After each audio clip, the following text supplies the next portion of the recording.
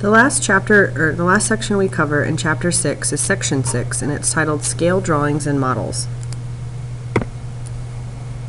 A scale drawing or a scale model is used to represent an object that's too large or too small to be drawn or built at actual size. In a common place where we see scale drawings are maps, because maps cannot be drawn to scale. And in a map, if you look in the corners of the maps, you'll see what the scale is. So it will tell you that maybe 1 mile equals 1 centimeter.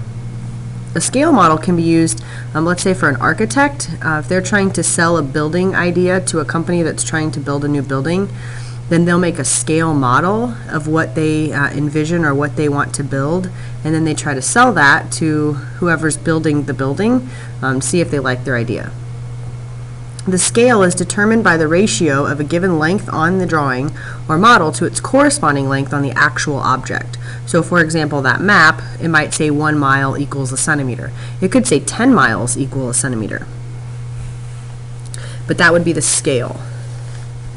Then the scale factor is when a scale drawing and model have the same unit of measure, and the scale can be written without units. So for example, if let's say that we're drawing something to scale, a model of something, and we say that 1 foot equals 3 feet. So that factor then, it has the same units, so that's a scale factor.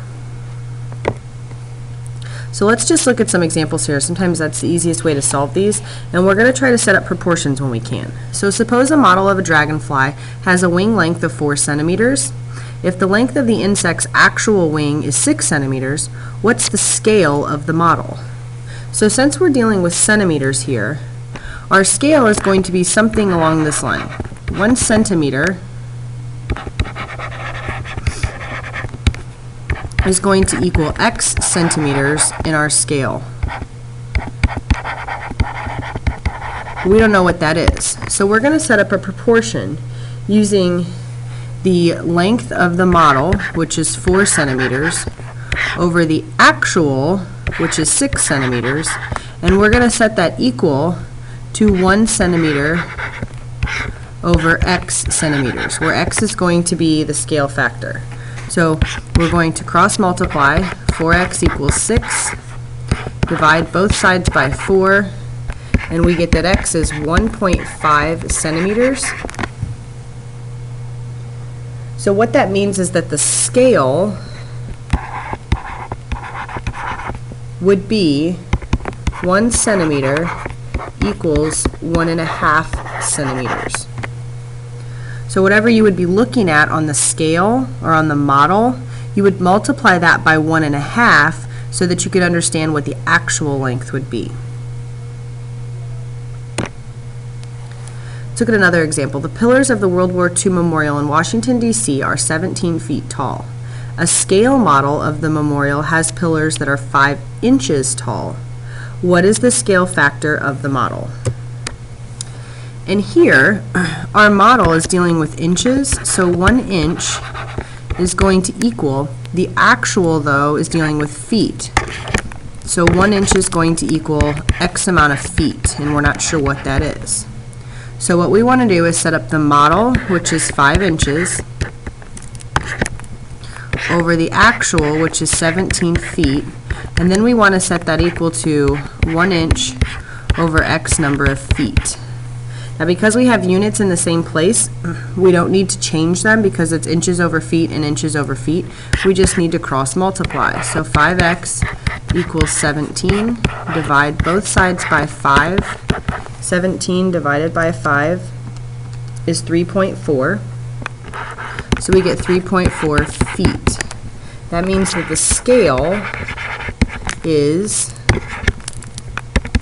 1 inch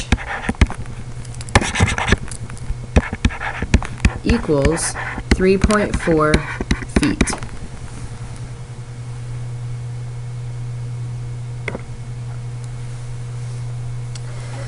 Here we have the blueprint of a skateboard ramp. It shows that its length is 11.4 inches. And if the scale on the blueprint is that 1 inch equals 6 feet, what's the length of the actual skateboard ramp? So here we're told what the scale is. 1 inch equals 6 feet. So we're going to use that in our proportion. But we need to set it equal to the model length over the actual length, which we don't know. It's X amount of feet. So pay attention to how I set that up. We were told what the model length was. We weren't told what the actual was, so it's a little different than the previous two examples.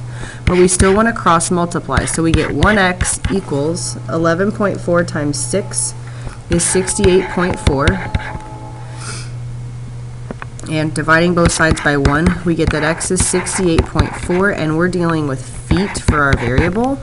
So the actual length of the ramp is 68.4 feet if the model is 11.4 inches and the scale is 1 inch equals 6 feet. Finally, we have a map of a natural history museum. Shows that the dinosaur exhibit is 7.25 inches wide. So that's the model, or the map. If the scale on the map is 1 inch equals 8 feet, what's the width of the actual exhibit room?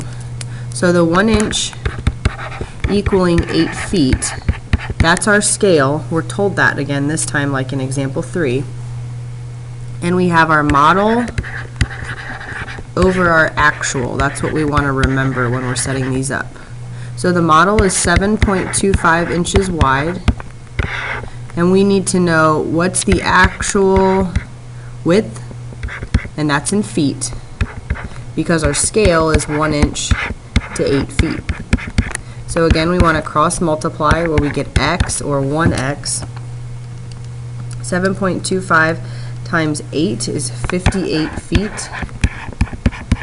So we get that the width of the actual exhibit room is 58 feet. So hopefully you see how to set those two different types of problems up. 1 and 2 are a little different than 3 and 4. And in class we'll work on worksheet 6.6.